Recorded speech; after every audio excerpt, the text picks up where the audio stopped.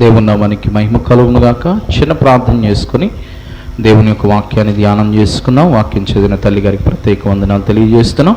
ప్రార్థన చేసుకుందాం. పరిశుద్ధనానికి వందనాలు, కృపగలిగిన యేసయ్య స్తోత్రాలు. ఈ సమయమందున అతను ఇంతవరకు మా స్వరాల ద్వారా మిమ్మల్ని గనపరిచాం. ఇది ప్రాముఖ్యమైన సమయం, నీ స్వరం నీవు మాట్లాడే సమయం ప్రభువా. మీ యొక్క నాతని తేనెలకు స్వరాన్ని మాకు వినిపించండి, మమ్మల్ని బలపరచండి, సరిచేయండి, హెచ్చరించండి, కనికరించండి. నీ రూపంలోకి మార్చబడుతూ నీ రాక కొరకు, సార్వత్రిక సంఘము కొరకు, నీతో జీవితం కొరకు సిద్ధపడే జీవితాలు మాకు దాయిచేయమని, కృపను అనుగ్రహించమని, ఆత్మను అనుగ్రహించమని, ఆత్మ ద్వారా మాతో మాట్లాడమని ప్రార్థన చేస్తూ, అయ్యా మీ దాసుని ముఖాంతరముగా మీరే మాట్లాడండి. మీరే ఏదైతే మాట్లాడదలుచున్నారో మాట్లాడుకోనమని, ఏ ఆత్మకు ఏది అవసరమో అది మీరు మాట్లాడుకొని బలపరుచుకొని నడిపించుకొని మహిమ పొందుకోమని యేసయ్యలో అడిగి పొంది ఉన్నాం పరమ తండ్రి, ఆమేన్.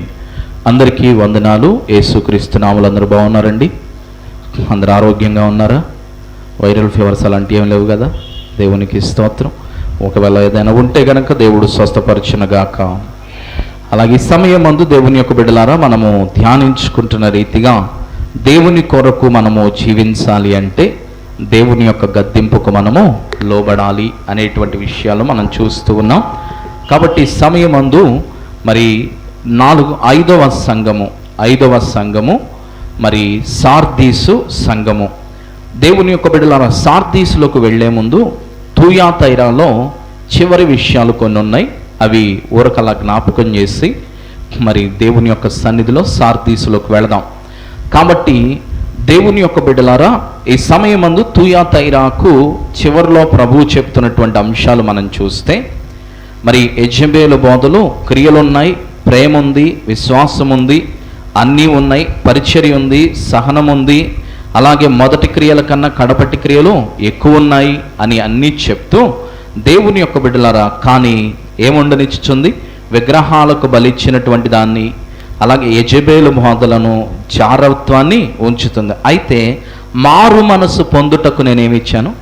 సమయం ఇచ్చి తిని. కానీ దేవునికి స్తోత్రం. దేవుని యొక్క బిడ్డలారా, సార్దీస్ సంఘానికి ఏమిచ్చాయంట?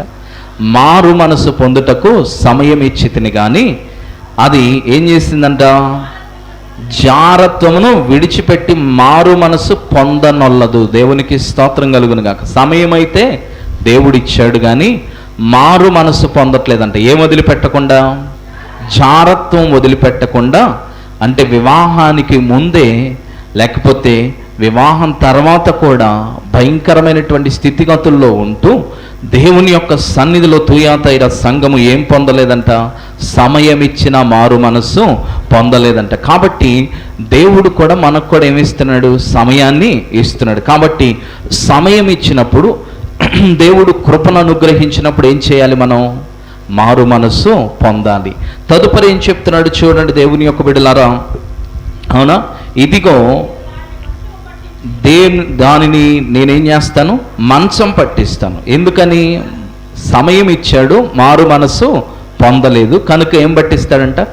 మంచం పట్టిస్తాడంట. తర్వాత దానితో కూడా వ్యభిచరించే వారి దాని క్రియలు విషయమై మారు మనసు పొందితేనే కానీ వారిని బహుశ్రమ పాలు చేతును. దేవునికి స్తోత్రం. ఏం చేస్తాడంట? బహుశ్రమల పాలు. సమయం ఇచ్చాను కాబట్టి, మారు మనసు పొందనొల్లదు కాబట్టి మంచం పట్టిస్తాను. రెండవది బహుశ్రమల పాలు చేస్తాను. అలాగే తర్వాత దాని పిల్లలను నిశ్చయముగా ఏం చేస్తాను? ఎగ్జాంపుల్ కూడా మనం చూసాం. ఆహాబు శపితమైన దాన్ని ఏం చేశాడు? కట్టాడు. అవునా? తన పెద్ద కుమారుడు దాన్ని ప్రారంభించినప్పుడేమో పెద్ద కుమారుడు తెచ్చిపోయాడు. దాని గౌనులు కట్టబోయినప్పుడు చిన్న కుమారుడు చనిపోయాడు. కాబట్టి ఈ చెప్పబడినటువంటి మాటలు ఆల్రెడీ ముందుగానే కొందరి జీవితాల్లో దేవుడు మనకు మాదిరి పెట్టాడు. కాబట్టి తర్వాత ఏమన్నాడు? మీ పిల్లల్ని ఏం చేస్తాను?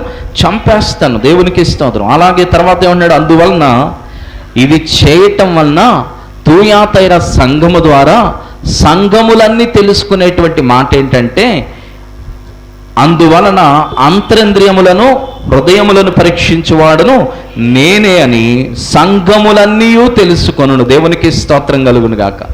తూయాతైర సంఘాన్ని ఎలా చేస్తాడంటే దేవుడు? అవునా? పిల్లల్ని కూడా చంపేసి ఏం చేస్తాడంట? సంఘములన్నీ కూడా తెలుసుకుంటాడంట. ఏమని? ఆయన హృదయాంతరంగాలు పరిశీలించే దేవుడు. దేవుని యొక్క బిడ్డలారా, నువ్వెక్కడికి వెళ్ళినా ఏదైనా మాస్క్ వేయొచ్చు, కానీ యేసయ్య దగ్గర మాత్రం మాస్క్ వేస్తే ఆయన మాస్క్ తీసే రోజు ఒక రోజు ఉంటుంది. కాబట్టి మాస్క్ తీసే రోజు దాకా ఏం చేయకూడదు?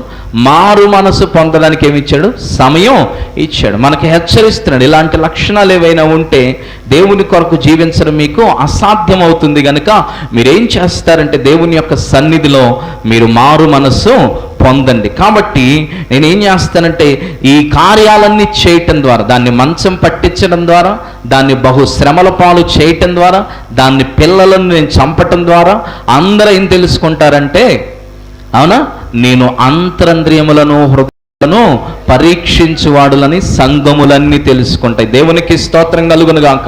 ఆ స్థితి దాకా మనం తెచ్చుకోవాల్సినటువంటి అవసరం లేదు. కాబట్టి మారు మనసు మనము పొందాలి. పొందిన తర్వాత ఏమంటున్నాడు? ప్రతివాని తెలుసుకొనును, మరియు మీలో ప్రతివానికి వాని క్రియల చొప్పున ఏమిస్తాను? వాని క్రియల చొప్పున మీకు ప్రతిఫలం ఇచ్చేదను. అయితే తుయాతైరాలో కడమవారైన మీతో, కడమవారు కొద్ది మంది ఉన్నారంటండి. ఎవరున్నారంట? కడమవారు ఉన్నారు. వారు ఎవరంటే, వారు ఈ బోధను అంగీకరింపక సాతాను యొక్క గూఢమైన సంగతులను ఎరుగమని చెప్పుకొని వారందరితో నేను చెప్పున్నదేమనగా, కొంతమంది ఉన్నారంట. ఏం చేస్తారు? కొంతమంది ఉన్నారు. వారు ఎవరంటే కడమవారు. ఎవరంటే? కడమ అంటే చివరి వారు. అవునా? ఈ చివరి వారంట ఏం అంగీకరించలేదంట? యెజబేలు బోధను అంగీకరించక సాతాను యొక్క గూఢమైన సంగతును ఎరుగకుండా చెప్పుకొనుచు దేవుని కొరకు సాక్ష్యంగా జీవించేటువంటి చివరి వారు కొంతమంది ఉన్నారంట. ఆ చివరి వారికి దేవుడిచ్చే ప్రతిఫలం చూడండి. మీ పైన మరి ఏ భారమును పెట్టను, నేను వచ్చే వరకు మీకు కలిగి ఉన్న దాన్ని గట్టిగా పట్టుకొనుడి, నేను నా తండ్రి వలన అధికారం పొందినట్లు జయించుచు అంతం వరకు నా క్రియలు జాగ్రత్తగా చేయడానికి జనముల మీద ఏమిస్తానన్నాడు? అధికారం ఇచ్చేదను. అతడు ఇనుప దండముతో వారిని ఏలును, వారు కొమ్మరి వాని పాత్రల వలె పగలగొట్టబడుదురు, మరియు అతనికి వేకువ చుక్కను ఇచ్చేదను. సంఘములతో ఆత్మ చెప్పుచున్న మాట చెవిగలవాడు వినుగాక. దేవునికి స్తోత్రం కలుగునుగా. కాబట్టి సార్దీసు సంఘములో, తుయాతైరా సంఘములో ఉన్నటువంటి మరి వారి యొక్క క్రియలకు దేవుడు సమయం ఇచ్చాడు. ఆ క్రియలను బట్టి దేవుని యొక్క బిడ్డలారా మారు మనసు పొందితే దేవుని యొక్క బిడ్డలారా వాటి నుండి విడిపించి వారి నుంచి వారిని ఆశీర్వదిస్తానంటున్నాడు. లేకపోతే గనుక విననొల్లకపోతే ఏం చేస్తాడని దేవుడు ఇక్కడ సెలవిచ్చాడు. కాబట్టి ఇది తుయాతైరా సంఘము. అయితే ఈ దినము దేవుని యొక్క బిడ్డలారా సార్దీసు సంఘము. సార్దీస్ అనగా అర్థం ఏంటంటే ఆ prince of Joy are escape. దేవుని యొక్క బిడ్డలారా సంతోషానికి ఏమై ఉందంట? రాజకుమారి అయి ఉందంట. అలాగే దానికున్న మరొక అర్థం ఏంటంటే ఎస్కేప్ అంటే తప్పించుకొనుట లేకపోతే పారిపోవుట అనేటువంటి అర్థాన్ని ఇచ్చేటువంటి పేరు కలిగి ఉంది సార్దీసు సంఘము. దేవుని యొక్క బిడ్డలారా ఈ సంఘము కూడా టర్కీ ప్రాంతంలోనే ఉంది. తుయాతైరా నుంచి దిగువ భాగంలో, కొంత దిగువ భాగంలో దేవుని యొక్క బిడ్డలారా ఈ సార్దీసు సంఘం ఉన్నది. అలాగే దేవుని యొక్క బిడ్డలారా ఇప్పుడు లిడియన్ కంట్రీస్కి దేవుని యొక్క బిడ్డలారా ఆ ప్రాంతానికి చెందినటువంటి వారికి క్యాపిటల్గా కూడా ఉన్నది అనేటువంటి ప్రజెంట్ కంట్రీ సిట్యువేషన్ చెప్తూ ఉన్నారు. కాబట్టి సమయమందు దేవుని యొక్క సన్నిధిలో ఈ సార్దీసు సంఘాన్ని కూడా, 5వ సంఘాన్ని కూడా దేవుడు ఉద్దేశించి కొన్ని మాటలు మాట్లాడుచున్నాడు. ఏమని మాట్లాడుచున్నాడు చూడండి. సార్దీసులో ఉన్న సంఘపు దూతకు ఇలాగు రాయుము. ఏమంటున్నాడు? ఇలాగు రాయుము. ఎవరు రాస్తున్నారు? ఇది మనం తెలుసుకుంటాం కదా. ప్రత్యేకంగా ఎవరు రాస్తున్నారు ఈ మాటను? దేవుని యొక్క బిడ్డలారా ఒక్కొక్క సంఘానికి ఒక్కొక్క ఇంట్రడక్షన్ ఇచ్చాడు దేవుడు. దేవునికి స్తోత్రం కలుగును గాక. తుయాతైరా సంఘానికి ఏమన్నాడు?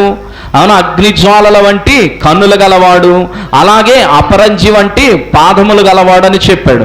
ఇక్కడ అలాగే దేవుని యొక్క బిడ్డలారా 5వ సంఘానికి కూడా దేవాతి దేవుడు చెప్తూ ఒక ఇంట్రడక్షన్ చేసుకున్నాడు. తనను తాను ఇంట్రడ్యూస్ చేసుకున్నాడు. ఏమనంటే 7 ఆత్మలు కలిగిన వాడు, అలాగే 7 నక్షత్రములు కలిగినటువంటి దేవుడు సెలవిచ్చుచున్న సంగతులు అనేటువంటి విషయాన్ని సెలవిస్తూ ఉన్నాడు. కాబట్టి ఇక్కడ 7 ఆత్మలు, 7 నక్షత్రములు, 7 ఆత్మలు అనేటువంటి విషయాన్ని, 7 అనేటువంటి పదం దాదాపుగా ప్రకటన గ్రంథంలో 57 సార్లు ఉంది. ఎన్నిసార్లు అండి?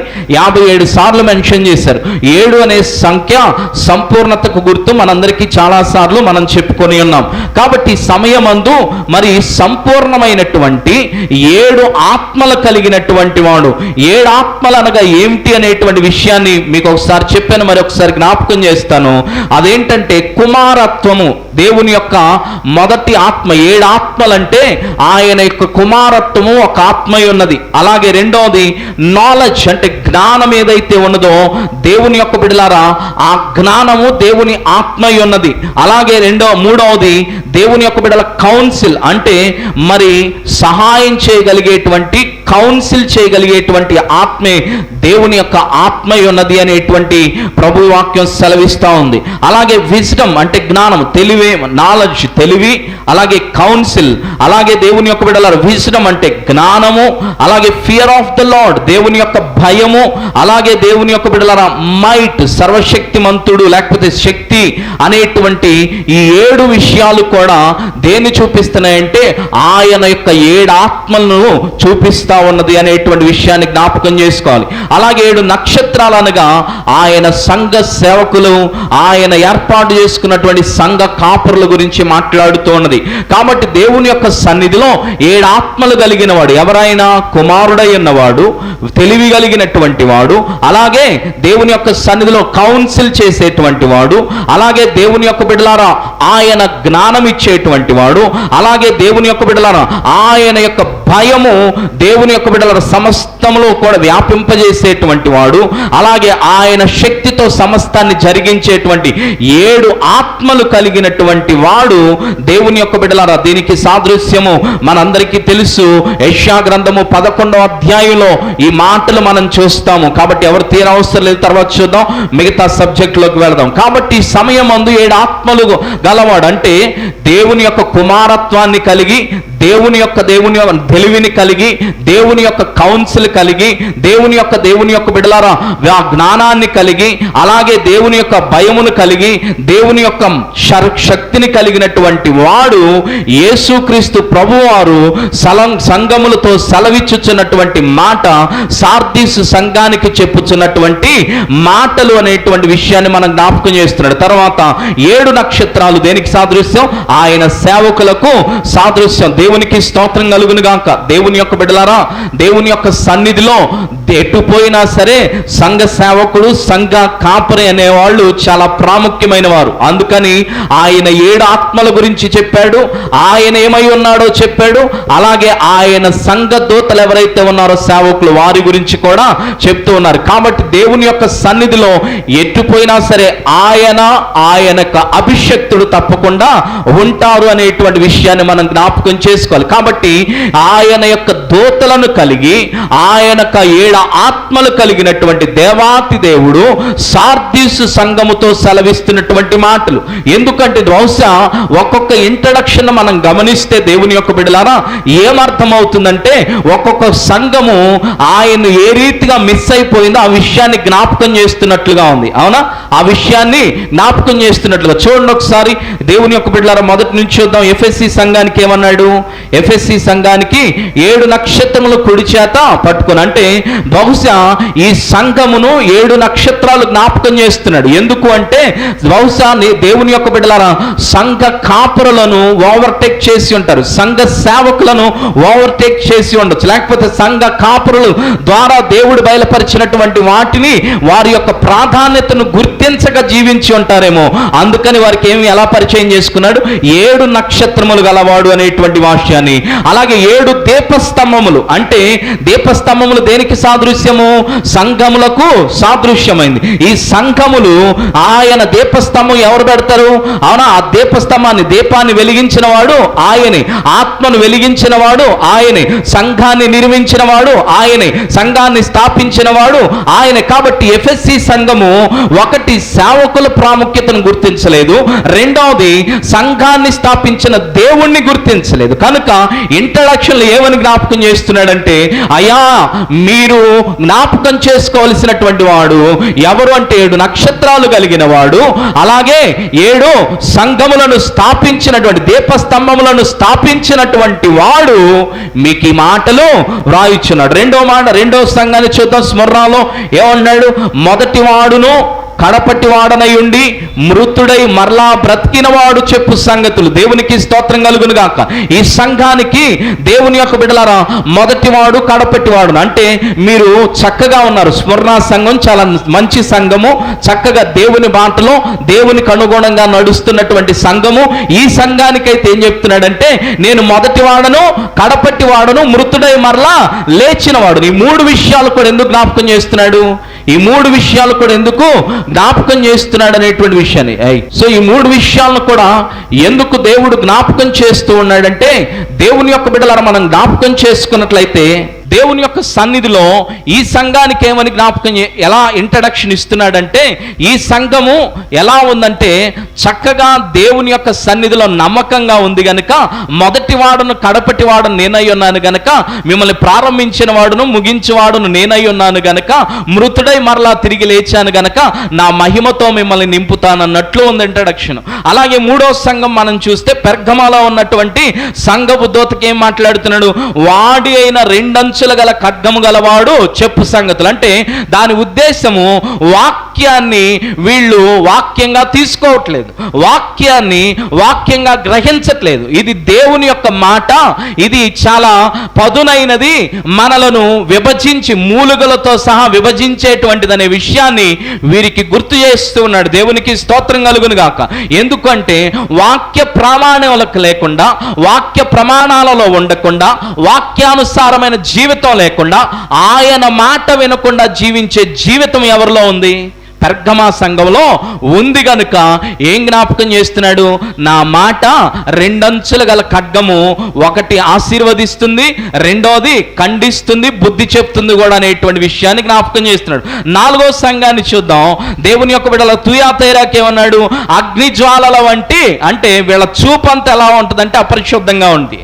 వీళ్ళ చూపంతా అపవిత్రమైనటువంటి వాటిలో ఎలాంటి బోధలు అనుసరిస్తున్నారు? యెజెబెలు బోధనలు అనుసరిస్తున్నారు. కాబట్టి తప్పకుండా వీళ్ళ చూపు ఏమై ఉంటుంది?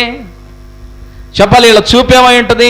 యెజెబెలు చూపు అయి ఉంటుంది. అవునా? మనం చెప్పుకున్నాం 7 బోధలు కదా. అలాంటి బోధలు కలిగినటువంటి సంఘం కనుక అగ్ని జ్వాలల వంటి కనులు గలవాడు, అంటే పరిశుద్ధంగా ఉండేటువంటి నన్ను, పరిశుద్ధముగా చూసేటువంటి నేను మీతో మాట్లాడుతున్నాను. మీ అపవిత్రమైన చూపులను బట్టి, మీ అపవిత్రమైనటువంటి దిశ క్రియలను బట్టి, వాటన్నిటిని బట్టి నేను మాట్లాడుతున్నానని. అలాగే అపరంజిని బంగారం వంటి పాదాలు కలిగిన వాడని, అంటే ఒక్కొక్క సంఘానికి ఆయన ఎలా పరిచయం చేసుకున్నాడని చూస్తే ప్రతి సంఘంలో ఆయన ఇంట్రడక్షన్ లో కనబడుతున్నటువంటి మాట ఏంటంటే, ఆ సంఘం ఏదైతే మర్చిపోయిందో అది దేవుడు జ్ఞాపకం చేస్తున్నాడు. దేవునికి స్తోత్రం కలుగును గాక. ఈ 7 సంఘాలు మనకు ఈరోజు మనకు ఈ తరంలో జ్ఞాపకం చేస్తున్నాడు. ఎందుకంటే ఈ 7 విషయాలు మర్చిపోతున్నాం, ఒక్క విషయం కూడా మనకి గుర్తులేదు. అందుకని సార్దీస్ సంఘానికి ఏమని జ్ఞాపకం చేస్తున్నాడు? సార్దీస్ సంఘానికి 7 నక్షత్రాలు జ్ఞాపకం చేస్తున్నాడు, అలాగే 7 ఆత్మలను జ్ఞాపకం చేస్తున్నాడు. అంటే దేవుని యొక్క బిడ్డలారా ఈ సంఘం యొక్క అర్థం ఏంటి? ఈ సంఘానికి ఉన్నటువంటి అర్థం ఏంటి? తప్పించుకునేటువంటి లక్షణం. లేకపోతే దీని పేరేమని ఉంది? తప్పించుకొనుట అనేటువంటి పేరుంది. అంటే నాకు తెలిసి దేవుని యొక్క బిడ్డలారా దేవుని సేవకుడు చెప్పేటువంటి విషయాలు, అలాగే 7 ఆత్మలు కలిగినటువంటి దేవాతి దేవుడు చెప్పేటువంటి వాటన్నిటినీ క్రాస్ చేసి తప్పించుకొని ఎస్కేప్ అయిపోయి వాళ్ళ సొంత వర్షంలో జీవిస్తున్నారు గనుకనే వారికి ఆయన ఎలాంటి పరిచయం చేసుకుంటున్నాడు. దేవునికి స్తోత్రం కలుగును గాక.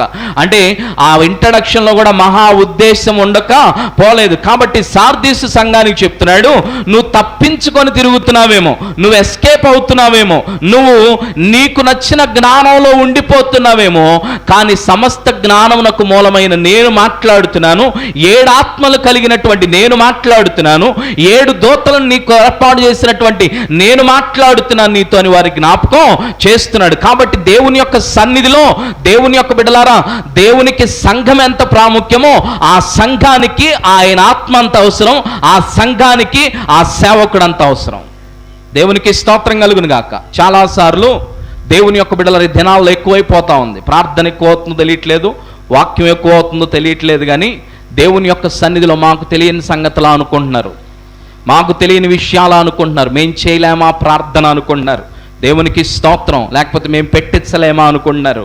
దేవునికి స్తోత్రం. దేవుని యొక్క బిడ్డలారా, దేవుని యొక్క సన్నిధిలో గుర్తుపెట్టుకోండి, దేవుని ఏర్పాటులో, దేవుని చిత్తానుసారంగా, దేవుని యొక్క నడవడిక, దేవుని యొక్క ప్రణాళిక చొప్పున జరగాలి తప్ప నీ సొంతగా చేసుకుంటే అది నీ సొంతమే, అది వెలుగుదోతాత్మే కానీ దేవుని నడిపింపు కాదనేటువంటి విషయాన్ని ప్రభువు సెలవిస్తూ ఉన్నాడు. దేవునికి స్తోత్రం కలుగునుగా. అదే జ్ఞాపకం చేస్తున్నాడు సార్దీస్ సంఘానికి. సార్దీస్ సంఘానికి పెద్ద లక్షణాలు కూడా ఏమి లేవు, ఎందుకంటే తప్పించుకొని తిరిగే రకం కదా.